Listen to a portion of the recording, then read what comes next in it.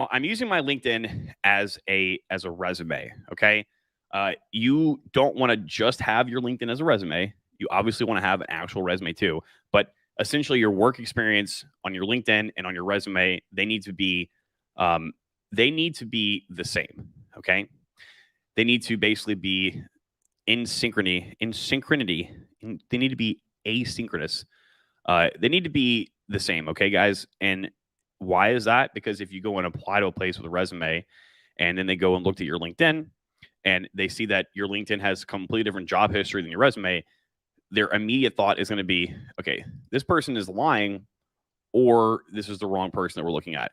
You don't want them to think either of those two things. You want them to think that they can easily find you because they want you. You want them to think that you're a real person because you are real people, right, guys? And you also don't want them to think that you're lying. Okay, so let's talk about my experience here. All right, so we're gonna start all the way at the bottom from back in 2006 for me. Now, what you guys are going to have to do in this situation with your resume and your LinkedIn, whatever method it is that you're giving your proof of work, proof of essence, proof of work history to people, let's say that you have done zero, absolutely zero zip zocho nada in IT or in tech. Okay. Let's say that you actually have worked at McDonald's. Let's see, we've had people who've worked at a fast food restaurant. We've had to do basically just what I'm about to tell you guys. All right. Let's say that you've worked as a school teacher. Let's say that you've worked as literally at accounting, literally anything other than something that has to do with software development or tech and IT. So what you guys want to do is you want to take your resume, add everything to it, all of your history, as many bullet points, as much information about each position as possible. Okay. And then from there, you're going to narrow it down. After you've added everything, you're going to go back, read all of it, and then begin to remove all the useless stuff. Okay.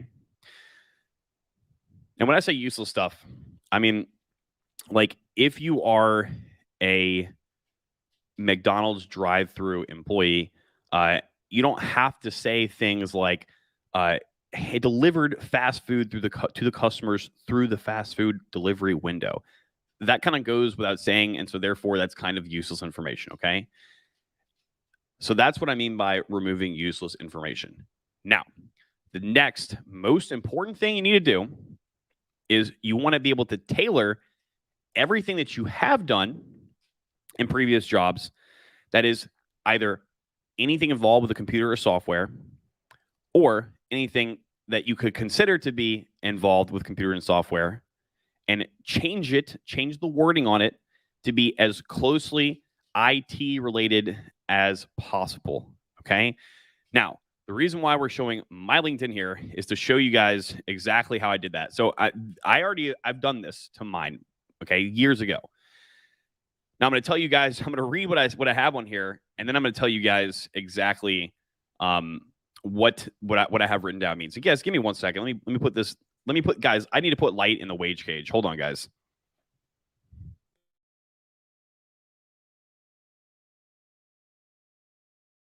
Good boy. All right, he listened. I didn't have to get up, guys. Very nice. Matt W says, looking good, champ. I thought you were LFA for a second with that beard. No, I don't have that strong of a beard. In a world of Costanzas, be a Josh, not a George. George is my uncle, bro. George, when am I going to get that trust fund money, dude? I want my $1 million, George. Light has escaped his wage cage. I was real the last time I checked. Good to hear that you are real, and that when you checked that you were real, you can confirm that you are indeed real. Max says you don't even need to change industries. Every industry has programmers. You can leverage your industry knowledge to get a coding related job or a job in coding. This is very true. And Max, we've seen people in DD who have done just that, right? It was like kind of like a lateral moving over. That's actually a pretty good sweet spot. And, you know, while we're on this topic, let's talk about this some more, Max. Thank you. So basically, guys, not everybody has, every industry has programmers in it, but not every company kind of has programmers for their team or whatever. But some people do. Okay. So let's say if you work at a company and you have developers that you kind of work with or you talk to, that would be my first place to target, if I'm being honest with you. It depends. Excuse me. It depends on your job and your boss too, because that may or may not make a difference. But that, if that is a possibility for you, that is a very, very, very opportune thing, my friends. Light has transcended and become ungovernable. Dude, he is ungovernable. He's so ungovernable. Lady Shadow Coder in the chat. Which one? Oh, Danielle. Hashtag free light. Well, he just gets in the cage and then the door's open. Light, don't make me lock that door, dude. Light, do you need to go in the cage? All right, guys. So back to the topic at hand. Sorry for getting distracted. Okay. So my first job position. All right. And if you are somebody that you have zero job experience, you should go and do some volunteer work at something, and you should target volunteer work for free. Okay. I'm talking about if you have zero job experience. Aurelian, we had to do that with him. And I think maybe some other younger people we've had to do that with. But in that case, you could just go pick your poison. You can go and just target an IT related, like non-for-profit type of maybe like unpaid internship. But at this time, guys, the beginning of my resume, I had no experience except for some stuff that I did in high school. All right. So here I am about to graduate college, no job experience on paper other than just like manual labor and some stuff that I did in high school. Now, I had to put something on my LinkedIn and my resume because it was blank. Okay. So what did I do? I put my digital analyzer position from high school. Now, you guys don't know anything about, if you guys don't know anything about Louisiana, we don't have counties like everywhere else. We have parishes. So I worked every summer as a good old high school boy. I worked every summer for our local parish, or what you guys would say county. Okay. And what exactly did I do? I don't even know what the position's name that I had, but it most certainly wasn't digital analyzer. Okay. This is what I would say is a quote unquote white lie, or a dark truth, we could say. But no one at that department really gives a rat's ass, because they were all the 80-year-old women, and they were all just wanting to just pinch my cheeks and just say, "Oh my God, it's a good boy. He knows how to use a computer." So if someone were to call these people and say, Josh Costanza, he worked as a digital analyzer, they would say, "Yeah, sure, whatever." All right. That's, again, something that might be nuanced to you guys in your particular situation, but I'm just telling you guys mine as an example. Okay. So what did I do at this job, guys? Basically, I took very, very old maps, physical maps of a bunch of street lights and piping in Jefferson Parish, Louisiana. And I took these maps, these physical pieces of paper, like this State Farm folder right here. I took these maps, I put them in a Xerox fax machine, I scanned them, and then I pressed a button to send it to the internet. Okay. And that is why we called it digital analyzer. Now, that doesn't sound like a very like IT software developer related job, right? You might think, well, this job has nothing to do with software development or IT. Well, my friends, why don't you guys take a look at how I worded this job? So I digitized and transferred maps into a database for network access. I digitized, there's a buzzword right there, and transferred maps into a database, another buzzword, for network access. Two more buzzwords, okay? I think you guys get the drift on that. And this is not a lie. I did indeed digitize these maps. I scanned them from their physical being, pressed a button that basically ran it through some software that transformed it into either I was a PDF, or I don't know the file extension, but anyway, it was a digital file. And then it got sent to a database so that everyone in the parish, all the parish employees, could use this thing for their intranet, for network access. So there you go.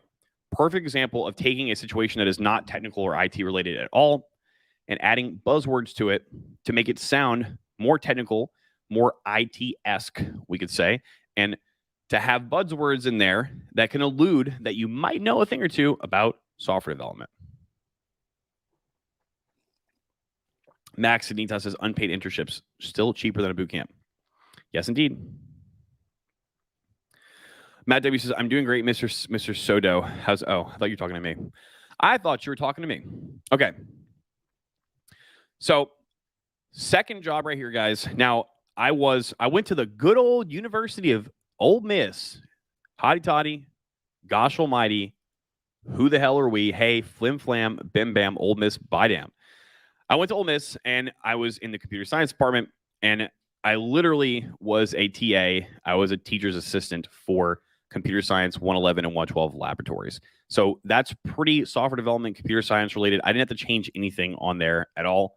As you guys can see, this kind of alludes to my current, I guess we could say, career as a software development career coach and mentor, but basically being the owner of DD. You guys can see the foreshadowing in my past, huh? So I didn't have to change anything for here. Okay. Now, next position was something else that I did in the summers of college, and I gave myself the title of engraver and graphical analyst. Now, this was most certainly not my title on paper, but this was the most weighted towards IT type of title that I could give myself for this position that would add some sort of or allude to the fact that I was doing something that was IT or technical by nature. Okay. Engraver / graphical analyst. And I did engrave, and I was analyzing some graphics per se for this company. Okay. So let's see what I wrote here. Engraver and graphical analyst, I edited and proofread incoming client art assets. That is a software development term right there, TM. So boom, we have some more fluff, some more buzzwords, some padding in here to make this position look good, to make it look IT related. Okay. That said, I operated the blah to transfer proofs to the machine. So I put the name of the software that I was doing graphical work on, and then I said I transferred proofs. I mean, this is kind of self-explanatory, but this is basically this does have a taste of IT to it. Okay. And then I named the machine. Okay. So honestly, basically the same thing as we did down here, digitized and transferred maps into a database for network access. Okay. So taking two mundane, non-tech, non-IT related positions, wording them in a manner that alludes that you know a thing or two about tech and IT and software development, adding buzzwords in there, putting a little salt, a little pepper, a little tone of sasheries if you are from New Orleans, Louisiana, or anywhere in Louisiana for that matter. And that's it, guys. That is exactly what you need to be doing, regardless of your situation. Now, just like I said earlier in the stream, this is going to be extremely nuanced for literally almost everybody. Everybody's situation is going to be different. Us over at DD, we do a pretty damn good job with me and the rest of the group coming up with a good scheme for each and every person for this. So I can't do that for you guys live on stream. But if you need help, ask some people who you think that can help you on that. Okay. Now, after this, guys, I got my first position as a software developer. Okay. So at this point, you're all good. Okay. You're all good at that point, and then you can just put that on your resume. And that's it. You don't have to do any of that anymore. Okay. Yeah, apparently I work at Guava Labs and developer direction right now. Do you guys even know what I deal with these companies are?